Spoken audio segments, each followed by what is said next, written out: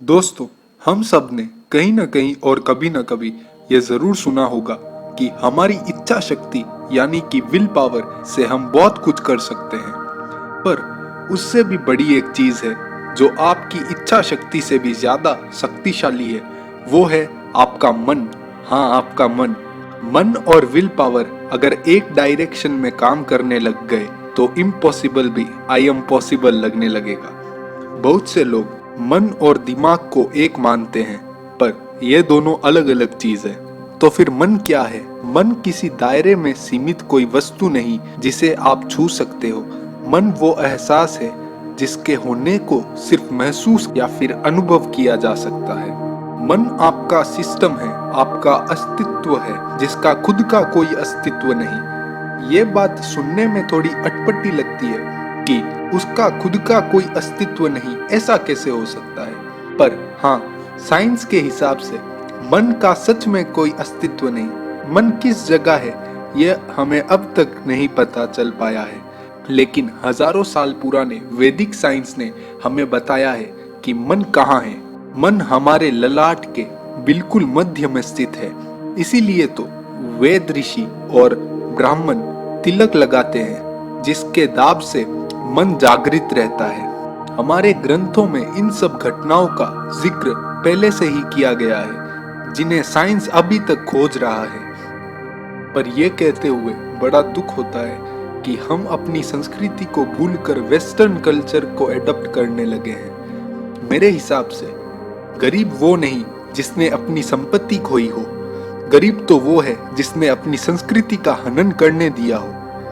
पर अब हमें हमारी संस्कृति का बचाव करना होगा। अब चलते हैं और मस्तिष्क को जानने की कोशिश करते हैं। हमारा मस्तिष्क मन से बहुत अलग है, उसका एक दायरा है, उसके लिमिटेशंस है। पर मन स्वतंत्र है, वो कहीं भी विचलित हो जाता है। ये इनफाइनाइट है, इसका कोई दायरा नहीं है, कोई बाउंड्री नहीं है। ये भावनाओं और विचारों से चलता है।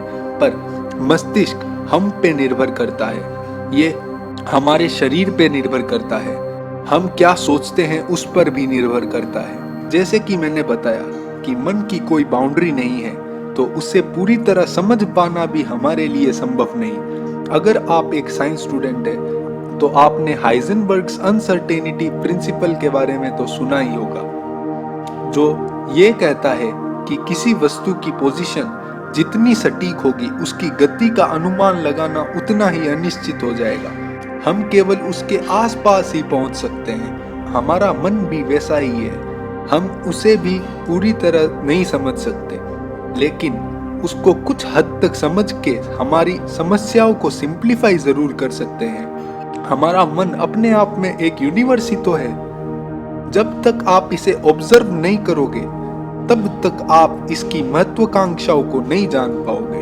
अब मन या माइंड के दो प्रकार होते हैं, एक चेतन मन और दूसरा अवचेतन मन, जिसे कॉन्शियस और सबकॉन्शियस माइंड भी कहते हैं। अब कॉन्शियस माइंड क्या है?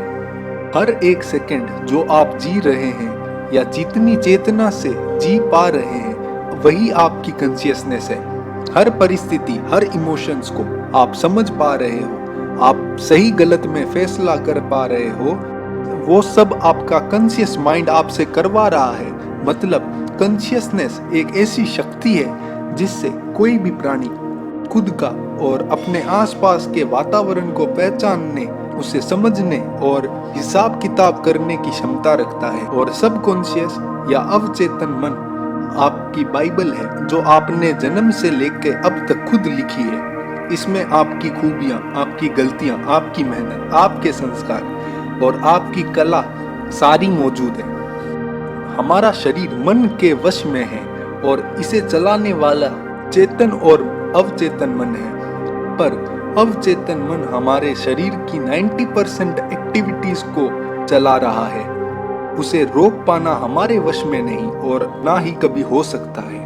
हमारा दिल दिन भर धड़कता है, हमारे ब्लड वेजल्स में खून लगातार दौड़ रहा है और आपका इन सब में कोई कंट्रोल नहीं है। आप चाह के भी इन सब गतिविधियों को नहीं रोक सकते। इन सब प्रोसेस को चलाने वाला अवचेतन मन है। अवचेतन मन की शक्तियाँ इतनी ज़्यादा हैं कि यह हमसे कुछ भी करवा सकती है। कभी कभी इसकी शक्तियाँ हमारे कॉन्शियसनेस पे हावी हो जाती है और हमसे वो करवाने लगती है जो हमें पता है कि हमारे लिए वो करना गलत है, और फिर भी हम उस काम को कर बैठते हैं। वो एडिक्शन हमें ऐसे पकड़ लेती है, जकड़ लेती है कि बाहर आना मुश्किल हो जाता है।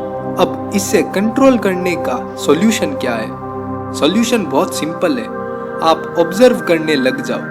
आप हर एक चीज पे गौर करने लग जाओ, अपने आप को, अपनी कमियों को और बाकी उन सारी चीजों को जो आपसे जुड़ी है और आपको करनी अच्छी लगती है। वही ऑब्जर्वेंस आपके सबकॉन्शियस माइंड को बताएगी कि आपके लिए क्या सही है। तो आज के वीडियो में बस इतना ही। अगर वीडियो अच्छी लगे तो लाइक, शेयर और सब्सक्राइब जरूर कीजिएगा। धन्यवाद।